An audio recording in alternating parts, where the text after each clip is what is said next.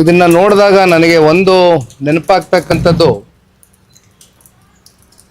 ಈಗಾಗಲೇ 50 ವರ್ಷದ ಹಿಂದೆ ಇಂದಿರಾ ಗಾಂಧಿ ಅವರು ಒಂದು ತುರ್ತು ಪರಿಸ್ಥಿತಿಯನ್ನು ಇಡೀ ದೇಶದ ಮೇಲೆ ಏರಿದರು. ಈಗ ಸರಿಸುಮಾರು ಒಂದು 50 ವರ್ಷ ಕಳೆದೋಗಿದೆ. ಬಹುಶಃ ಇವತ್ತಿನ ಈ ಸರ್ಕಾರದ ಸರ್ವಾಧಿಕಾರಿ ಮನಸ್ಥಿತಿಯನ್ನು ನೋಡಿದಾಗ ಆ 50ನೇ ವರ್ಷದ ಸುವರ್ಣ ಮಹೋತ್ಸವವನ್ನು ಕರ್ನಾಟಕದಲ್ಲಿ ಆಚರಣೆ ಮಾಡ್ತಾ ಇದ್ದಾರೇನೋ ಅಂತಕ್ಕಂಥದ್ದು ನನ್ನ ಭಾವನೆ. ವಿಧಾನಸೌಧ ಒಂದು ರೀತಿ ನಮಗೆ ಶಕ್ತಿ ಸೌಧ ಇದ್ದಂತೆ. ಇಂಥ ಒಂದು ಶಕ್ತಿ ಸೌಧದಲ್ಲಿ ಇವತ್ತು ಎಮರ್ಜೆನ್ಸಿ 2.0ನ ಡಿಕ್ಲೇರ್ ಮಾಡ್ತಕ್ಕಂಥದ್ದಕ್ಕೆ ಇವತ್ತು ಕಾಂಗ್ರೆಸ್ನವರು ಮುಂದಾಗಿದ್ದಾರೆ. ಇಂಥ ಸರ್ವಾಧಿಕಾರಿ ಮನಸ್ಥಿತಿ ಬಹುಶಃ ಈ ಕಾಂಗ್ರೆಸ್ನವ್ರನ್ನ DNA ಈಗಾಗಲೇ ರಕ್ತಗತವಾಗಿ ಬಹುಶಃ ಅವ್ರಿಗೆ ಹಿಂದಿನಿಂದನೂ ಕೂಡ ಇದು ಒಂದು ರೀತಿ ಅಭ್ಯಾಸ ಆಗಿಬಿಟ್ಟಿದೆ. ಆದರೆ ಒಂದು ನಾನು ಹೇಳ್ತಕ್ಕಂಥದ್ದು, ಮಾಧ್ಯಮದ ಸ್ನೇಹಿತರು ಸಂವಿಧಾನದ ಅಡಿ ಅವ್ರಿಗೆ ಅವರ ಅಭಿಪ್ರಾಯಗಳನ್ನ ವ್ಯಕ್ತಪಡಿಸ್ತಕ್ಕಂಥದ್ದಕ್ಕೆ ಅವರಿಗೆ ಎಲ್ಲ ರೀತಿಯಾದಂಥ ಹಕ್ಕುಗಳಿದೆ. ಆದರೆ ಇವತ್ತು ಸರ್ಕಾರ ಕೊಡ್ತಾ ಇರ್ತಕ್ಕಂಥ ಕಾರಣಗಳೇನು, ಭದ್ರತೆನೋ ತಾಂತ್ರಿಕ ಸಮಸ್ಯೆ ಇರ್ತಕ್ಕಂಥ ಹಿನ್ನೆಲೆಯಲ್ಲಿ ನಾವು ಇವತ್ತು ಈ ಒಂದು ನಿರ್ಧಾರವನ್ನು ತಗೊಳ್ಬೇಕಾಗ್ತದೆ, ಮಾಧ್ಯಮದವ್ರ ಮೇಲೆ ನಿರ್ಬಂಧವನ್ನು ಏರಬೇಕಾಗ್ತದೆ ಅಂತಾರೆ. ಆದರೆ ಒಂದು ಇಲ್ಲಿ ಸ್ಪಷ್ಟವಾಗಿ ತಿಳಿತಕ್ಕಂಥದ್ದು, ಕಾಂಗ್ರೆಸ್ನಲ್ಲಿ ಇರ್ತಕ್ಕಂಥ ಸರ್ಕಾರದ ಜನಪ್ರತಿನಿಧಿಗಳು ವಿಧಾನಸೌಧದಲ್ಲಿ ನಡೆಸ್ತಾ ಇರ್ತಕ್ಕಂಥ ಅವ್ಯವಹಾರಗಳು, ಭ್ರಷ್ಟಾಚಾರಗಳು, ಅನೇಕ ಲೋಪದೋಷಗಳನ್ನ ಮುಚ್ಚುಮರೆ ಮಾಡ್ಕೊಳ್ಳೋದಕ್ಕೋಸ್ಕರ ಇವತ್ತು ಇಂಥ ಒಂದು ನಿರ್ಬಂಧಗಳನ್ನ ಮಾಧ್ಯಮದ ಸ್ನೇಹಿತರ ಮೇಲೆ ಏರ್ತಾ ಇರ್ತಕ್ಕಂಥದ್ದು ನಿಜಕ್ಕೂ ಕೂಡ ಅತ್ಯಂತ ಕರಾಳವಾದಂಥ ಒಂದು ದಿನ ಇವತ್ತು ಈ ಕಾಂಗ್ರೆಸ್ನ ಸರ್ಕಾರಕ್ಕೆ ಅಂತಕ್ಕಂಥದ್ದು ಈ ಸಂದರ್ಭದಲ್ಲಿ ತಿಳಿಸ್ಲಿಕ್ಕೆ ಬಯಸ್ತೇನೆ. ಮೊದಲು ಇಂಥ ಜನವಿರೋಧಿ ನೀತಿಗಳನ್ನ ಜೊತೆಯಲ್ಲಿ ಪತ್ರಿಕೋದ್ಯಮನ ಸ್ನೇಹಿತರನ್ನ ಕಟ್ಟಾಕ್ತಕ್ಕಂಥದ್ರಲ್ಲಿ ಏನು ಕೈಗಳನ್ನ ಹಾಕಿದ್ದಾರೆ ಕಾಂಗ್ರೆಸ್ನವರು, ಇದನ್ನು ಮೊದಲು ಇವರು ಬಿಡ್ತಕ್ಕಂಥದ್ದು ಸೂಕ್ತ. ಇಲ್ಲ ಅಂದರೆ ಜನತಾದಳ ಪಕ್ಷ, ನಾಡಿನ 7 ಕೋಟಿ ಕನ್ನಡಿಗರು ಇವತ್ತು ಪತ್ರಿಕೋದ್ಯಮ ಸ್ನೇಹಿತರ ಜೊತೆ ಇದ್ದಾರೆ. ಜನತಾದಳ ಪಕ್ಷವೂ ನಿಮ್ಮ ಜೊತೆ ಇದ್ದೇವೆ. ನಿನ್ನೆ ದಿನ ಹೋರಾಟ ಕೈಗೆ ಎತ್ಕೊಂಡಿದ್ದೀರಿ, ನಿಮ್ಮ ಹೋರಾಟದಲ್ಲಿ ನಾವು ಕೂಡ ಪಾತ್ರ ವಹಿಸ್ತೇವೆ.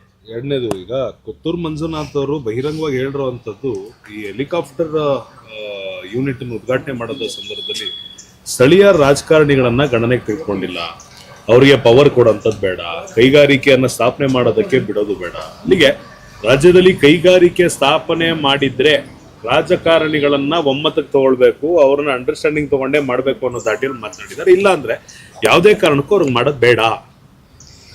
ಈಗ ತಾನೇ ನಾನು ಮಾನ್ಯ ಶಾಸಕರು ಮಾತನಾಡಿರ್ತಕ್ಕಂಥ ಹೇಳಿಕೆಯನ್ನು ನೋಡ್ತಾ ಇದ್ದೆ.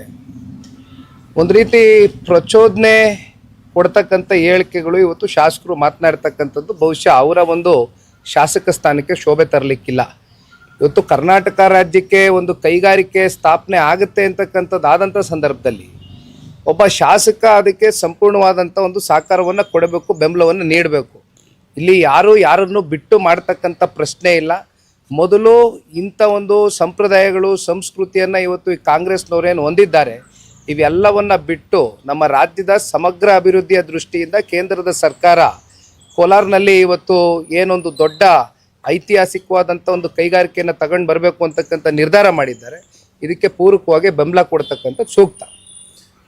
ಈಗ ಬಿಜೆಪಿ ಕಾರ್ಯಕಾರಿಣಿ ಸಂದರ್ಭದಲ್ಲಿ ಅವರು ಕಾರ್ಯಕಾರಿಣಿ ಮಾಡಿದಾಗ ಬಹಿರಂಗವಾಗಿ ಮೈತ್ರಿ ಬಗ್ಗೆ ಮಾತನಾಡಬಾರ್ದು ಯಾವ ಬಿಜೆಪಿ ನಾಯಕರು ಕೂಡ. JDSನವ್ರು ಮಾತಾಡಿದ್ರೆ ಅದನ್ನ ಮಾತಾಡಲಿ, ಬಟ್ ನೀವು ಮಾತಾಡ್ಬಿಡಿ ಅಂತ ಸೂಚನೆ ಕೊಟ್ಟಿದ್ದಾರೆ. JDS ಯಾವ ಥರ ನೋಡ್ತಿದ್ದೀವಿ ಸರ್? ನಾನು ಪದೇ ಪದೇ ಈ ವಿಚಾರವಾಗಿ ಮಾತನಾಡ್ತಕ್ಕಂಥದ್ದು ಸೂಕ್ತ ಅಲ್ಲ. ಈಗಾಗಲೇ ಅನೇಕ ಸಂದರ್ಭದಲ್ಲಿ ಇದ್ರ ಬಗ್ಗೆ ಚರ್ಚೆ ಮಾಡಿದ್ದೇವೆ. ಬಹುಶಃ ಇದನ್ನು ಇಲ್ಲಿಗೆ ಬಿಡ್ತಕ್ಕಂಥದ್ದು ಸೂಕ್ತ ಅನ್ನೋದು ಪಕ್ಷದ ವರಿಷ್ಠರು ಕೂಡ ಇತ್ತೀಚಿನ ದಿನಗಳಲ್ಲಿ ನಡೆದಿರ್ತಕ್ಕಂಥ ಕೆಲವೊಂದಷ್ಟು ಬೆಳವಣಿಗೆಗಳನ್ನ ಕುರಿತು ಚರ್ಚೆಯನ್ನು ಮಾಡಿದ್ದಾರೆ.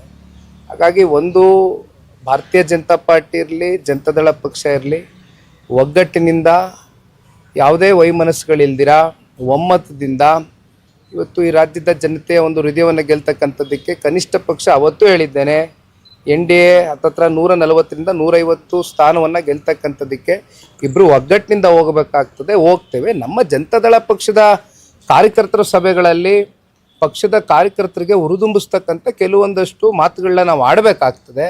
ಅದನ್ನು ಹೊರತುಪಡಿಸಿ ಯಾವುದೇ ರೀತಿಯಾದಂಥ ತೀರ್ಮಾನಗಳು ಕೇಂದ್ರದ ವರಿಷ್ಠರಿಗೆ ಬಿಟ್ಟಿದೆ, ನಮ್ಮ ವರಿಷ್ಠರಿಗೆ ಬಿಟ್ಟಿದೆ. ಚುನಾವಣೆ ಕಳೆದ ನಂತರ ಏನೇನು ತೀರ್ಮಾನಗಳು ತಗೊಳ್ತಾರೆ. ಕೊನೆಯದಾಗಿ ಸರ್, ಸಿಎಂ ಸಿದ್ದರಾಮಯ್ಯನವರು ಸಾಲು ಟ್ವೀಟ್ಗಳನ್ನ, ಇಮೇಜ್ಗಳನ್ನ ಅವರು ಸೋಷಿಯಲ್ ಮೀಡಿಯಾ ಅಕೌಂಟಲ್ಲಿ ಹಾಕೊಂಡಿದ್ದಾರೆ. ಅಲ್ಲಿಗೆ ಒಬ್ಬ ಕುರುಬ ಸಿಎಂ ಆಗಿದ್ದನ್ನ ಸಮಾಜ ಒಪ್ಕೊಳ್ಳಿಲ್ಲ, ಅಥವಾ ಕಳೆದ ಅನೇಕ ದಶಕಗಳಿಂದ ದೊಡ್ಡ ರಾಜಕೀಯ ಧುರೀಣರವ್ರನ್ನ ತುಳಿದಾಕುವಂತ ಪ್ರಯತ್ನ ಮಾಡಿದ್ರು ಅಂತ ಅದು ಒಂದು 4 ರಿಂದ 5 ಫೋಟೋಗಳನ್ನ ಹಾಕಿರುವಂಥದ್ದು. ಅಲ್ಲಿಗೆ ಅವರಿಗೆ ಅಭದ್ರತೆ ಕಾಡ್ತಿದ್ಯಾ, ಅಥವಾ JDS ಹಾಗೂ ಅವರ ಪಕ್ಷದಲ್ಲಿರುವಂತ BJPಯಲ್ಲಿರುವಂತ ವಿರೋಧಿಗಳಿಗೆ ಸಂದೇಶವನ್ನ ಕೊಡ್ತಿದ್ದಾರೆ? ಅದನ್ನ ಯಾವ ತರ ನೋಡ್ತಿದ್ದೀರಾ?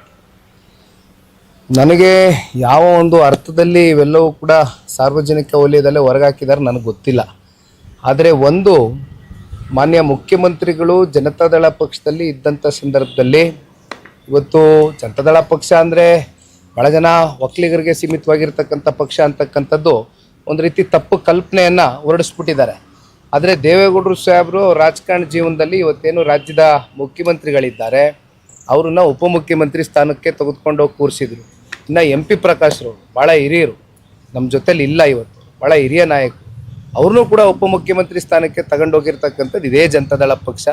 ನನಗೆ ಗೊತ್ತಿಲ್ಲ ಯಾವ ಒಂದು ಹಿನ್ನೆಲೆಯಲ್ಲಿ ಇವತ್ತು ಮುಖ್ಯಮಂತ್ರಿಗಳು ಇವೆಲ್ಲ ಚರ್ಚೆ ಮಾಡ್ತಾ ಇದ್ದಾರೆ ಅಂತ.